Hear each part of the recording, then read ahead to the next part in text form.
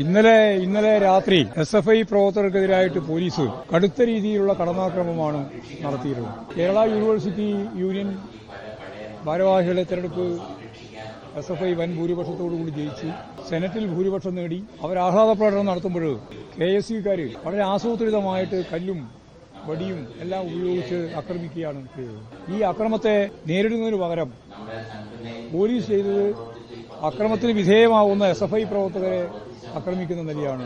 വളരെ മൃഗീയമായ കടന്നാക്രമണത്തിന് വിധേയപ്പെട്ട ഒരവസ്ഥയാണ് ഞങ്ങൾക്ക് അനുഭവപ്പെട്ടത്. ഇത് തെറ്റായ ഒരു സമീപനമാണ് എന്ന് മാത്രമേ ഞാനിപ്പോൾ പറയത്തുള്ളൂ. വിദ്യാർത്ഥികൾക്ക് നേരെ, ജനങ്ങൾക്ക് നേരെ കടന്നാക്രമണം നടത്താനുള്ള ഒരു ലൈസൻസായി ഇടതുപക്ഷ ജനാധിപത്യ മുന്നണി ഗവൺമെന്റ് മാറി അധികാരത്തിലേക്ക് വന്ന UDF-ന്, പ്രത്യേകിച്ച് പോലീസിന് നൽകുന്നു എന്നുള്ളതാണ്. എറണാകുളത്ത് കുന്നത്ത് ഉണ്ടായിട്ടുള്ള സംഭവം എടുത്ത് പരിശോധിച്ച് നോക്കിയാൽ, ഇവിടെ എടുത്ത് പരിശോധിച്ച് നോക്കിയാൽ നമുക്ക് കാണാൻ സാധിക്കുന്നത്.